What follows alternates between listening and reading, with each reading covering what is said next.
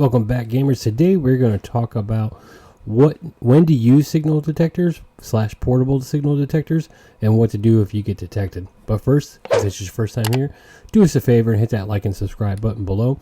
Let the YouTube algorithm know that you would like to see this channel grow. So, to talk about portable signal detectors and standard signal detector, we ran a poll on our channel, and we had three options. That either you wanted the ability to use any type of detector removed, if you were indifferent, just kind of accepted that it was there, and finally, last option, I take 2 portables every game I go into. And overwhelmingly 90%, so 45% for you wanted it removed, and an additional 45% for indifferent, kind of have to deal with it, you know, not really buying into it, but not necessarily opposed to it either. So really about 90% total of the votes just either didn't like it or kind of like, hey, it's there, I don't care. Or I shouldn't say don't care, but kind of like I deal with it, but I'm really kind of indifferent to it.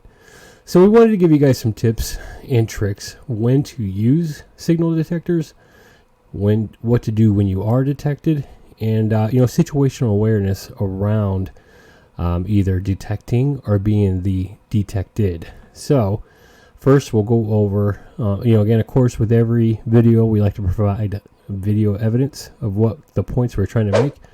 And first we're going to go over POIs, why it's important if you use signal detectors or if you use portables to be cognizant of other outlanders and the reason for using it around POIs. So first, here we just spawned in. I'm going to pause it real quick here. We just spawned in, and as you can see, there's another player making his way past our spawn point to this is Grantime Valley, to the signal detector in the Outlook elevated spot. And as you can see, I saw the character, and again, part of our topics and points are you want to make sure you shoot to kill. So now I go into stalker mode. And I know the only reason he's running past me is because I ran past the signal detector to get to the situation I was at, trying to engage next players. And I think the other items were further ahead, like the lock container. So I know, rounding that point, because I didn't get shot by the rocks, I know immediately in my head, like, okay, if he didn't engage me here, he's clearly tunnel visioned and going towards the signal detector.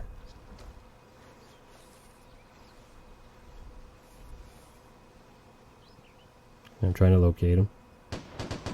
And you can see right there, he's using the detector in the elevated position.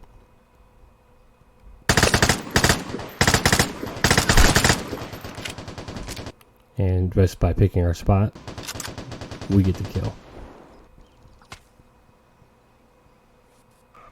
Now, I don't know if you heard that. There is a second shooter actually firing at the signal detector as well. So not only did he have myself, he had another character. And then at the very end, if you have headphones, and you might be able to hear an SVU bullet whiz by, which wasn't my gun or the gun that was firing at the person at the signal detector. So there was actually 3 people around. I didn't clip this part, but the guy shooting the RPK and then the SVU were actually, teaming in solos, which is always fun. And I got the RPK guy, but I didn't get the SVU guy. But 2-on-1, and I didn't have the proper cover, but I did get their names, so they did get reported. But anyways, if this person, when they went to the signal detector, would have had the situational awareness to have a portable on them, and you see this all the time, especially the more content you consume or the more games you play, you might get detected and then hear the portables, and then hear the signal detector go off. And that's the reason people do that, because even if I've had it numerous times, and many players that have played multiple games have had it, where even when you feel like you've secured the area and it's safe to engage with the signal detector, that's when somebody comes out of the woodwork and gets you. So that's one reason right there you would want to use it ahead of any point of interest.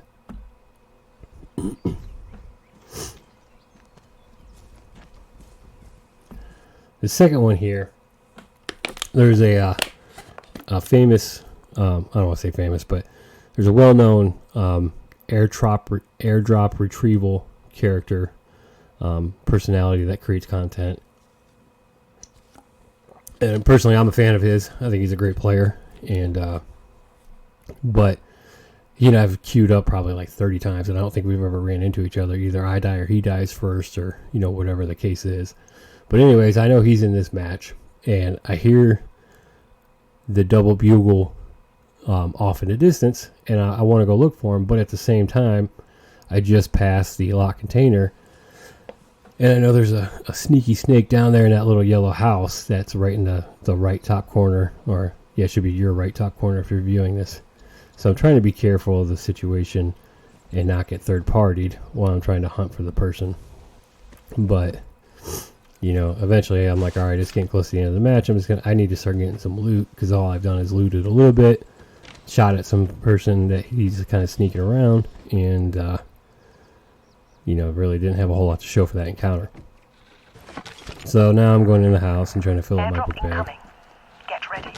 And now the airdrop's coming in.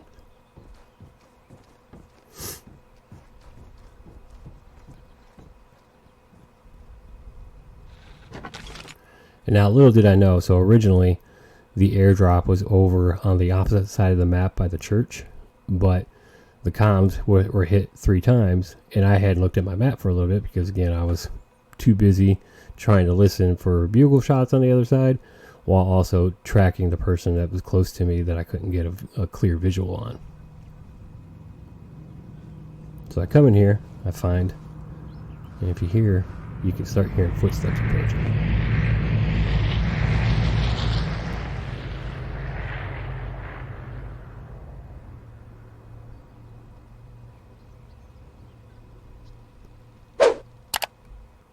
And why this is important is, with the airdrop being moved, me not realizing it, the number 1 rated Xbox airdrop retrieval player is trying to scope out the area.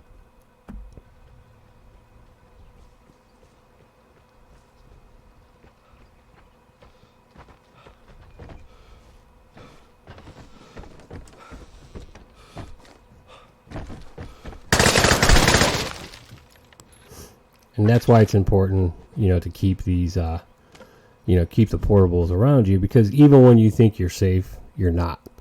And if you're trying to clear out house to house, or, really trying to go after whatever specific point of interest you're going for in that match, whatever your goal is for that match, as you can see, this is an extremely experienced player, thousands and thousands of airdrops in the lead from the next closest player, and this is just a standard mistake that they didn't clear the house before they went up to the upstairs. Now granted, the person that's usually sitting at the top of the house are usually not there. They freak out, they jump around, or they move position, and really I was only in that house because I'm trying to just get some loot and get out, or go back to the lock container and just see if I could draw the other character out, since I feel like at that point I'd lost my chance to go 1v1 this person. But again, a portable detector, they would have found me instantly, and would have been a little bit more prepared to pull me out of the house versus just running into gunfire. Next clip here. This is around the barred house. So I come up to the barred house because I'd gotten to the map. My spawn was further back. And here the signal detector is used. Now I know somebody's in the barred house. I skipped past that part, but the safe being unlocked popped up on the screen. So I'm like, okay. I'm looking for the signal detector to see how far he is away from me. Because if this person is going for kills, I'm going to go where there's 2 people close by. So I reposition from my last known position to give myself a little bit of advantage in case the person does come looking for the person sitting on top of the rock.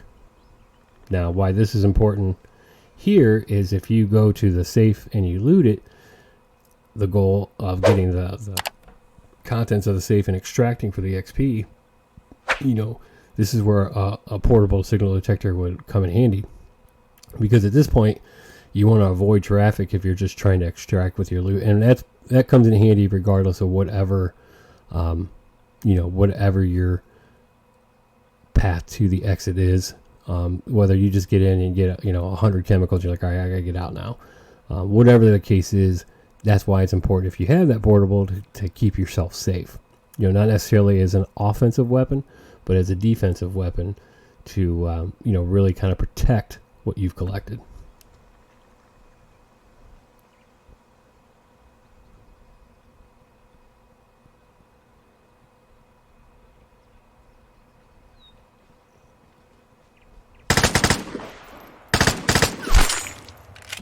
As you can see, he ran out the most obvious exit. Didn't even bother to climb the fence. And that's a key, especially if you're trying to extract. For all the new players out there, is you want to extract in a way that does not seem obvious to allow yourself the best chance of success.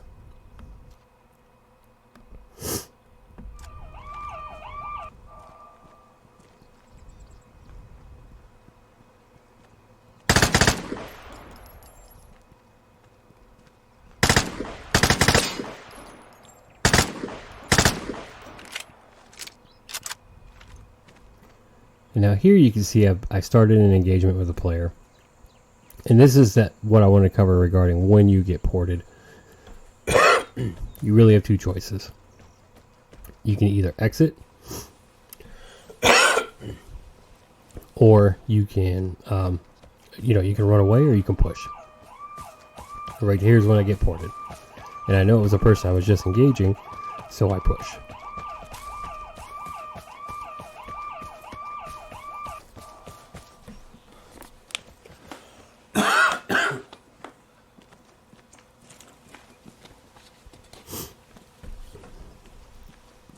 So as you can see, I'm sneaking up on him now. He has a false sense of security now, thinking he knows where I'm at because I pushed.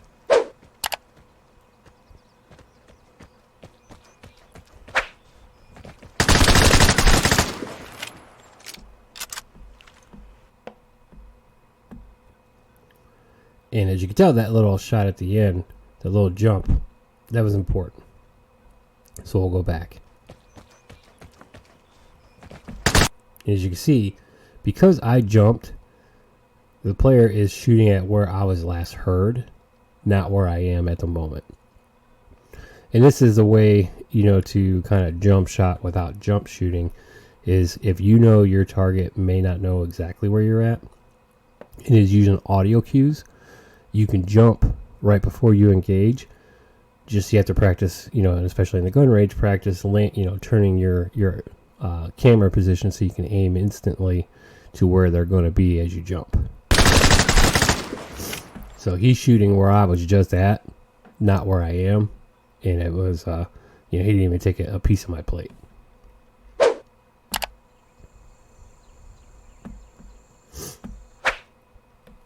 Next here, we want to go over, situational awareness when you're out in the open.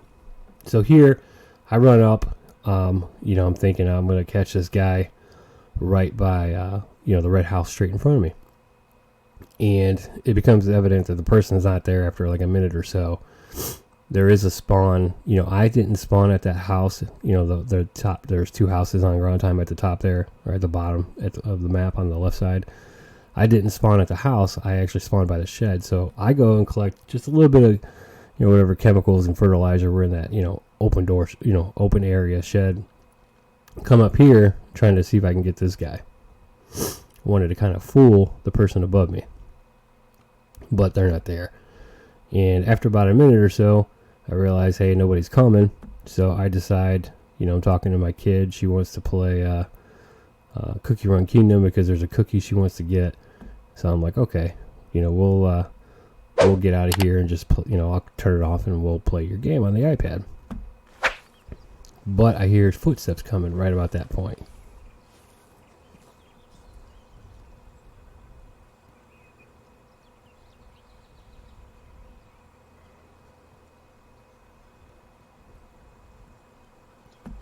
And the key is, the person here is actually a streamer as well. And, so they're a good player. If they had 1v1 me in the open, they would definitely win. I'm not like a good player, but, even watching their video, they had that feeling like, man, I feel like somebody's around, but they didn't have a portable, or if they did, they didn't use it, and they kind of walked into the trap.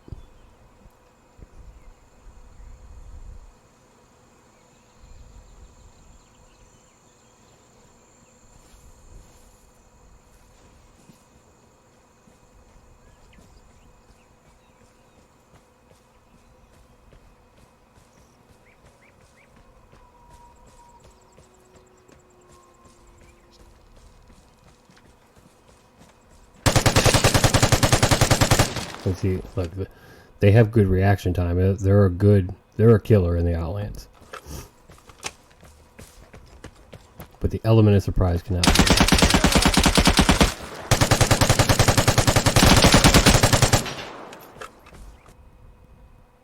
I had to switch into first person to get the kill, but I did. And they had a ton of loot and a berry, so I was very happy to have that. And really, it was just pure luck on my side because I was trying to trap the player at the other spawn, for content, and end up talking to my kid for a minute, wanting to play Cookie Run Geedom, and didn't even really pay attention, and then it just kind of happened organically.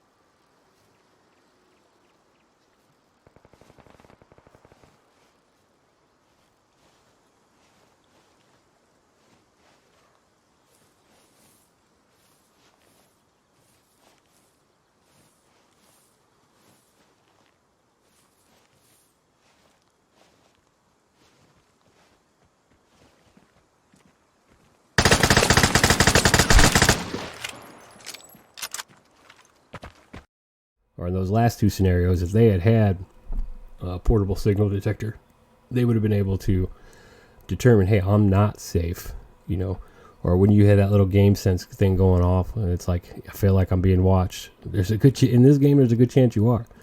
So trust your senses in that regard. But use portables tactically. Even if you're going to a point of interest, if you're looking to extract what the loot you got, I would definitely use it tactically, and then that'll allow you for more advantageous engagements. Because really, when you get in a firefight in the Outlands, you want to have the positioning and be the surpriser, not the surprisee, to kind of get the drop on the other player. And it does help, win gunfights. Especially if you're crouched or prone, it gives you a much smaller bloom on your gun. And if you have the element of surprise with the smaller bloom, versus having to react, see, oh shoot, I'm getting shot from the left based on what the game's telling me. Your ability to come out ahead is further developed, or much more in your favor than it is necessarily for being surprised. And the more you get surprised, the better you get at it. But if you can dictate the terms of the engagement, then you have a much higher success rate with winning that fight and getting out of the encounter alive. And then, of course, when you do get pinged, you only have two options: either reposition away or push. I guess technically you have a third option: do nothing and stay where you're at, but that just makes you an extremely easy target to hit. So regardless, even if it's your fifth encounter, for the new players, and you get detected with a portable signal. Get up and move around. Go to a rock, 30 meters away. Just that little difference, because I guarantee you, if you remember where you're at and you keep an eye on where you're at, that player, if they're coming for you, will go to exactly your last location first. So I don't know why, it's just the way it works. But with that, gamers, we hope these tips and tricks gave you a little bit of insight into how to use portable signal detector, the regular signal detector, and how to extract alive. So take care. See you next time, gamers, and stay safe out there in the Outlands.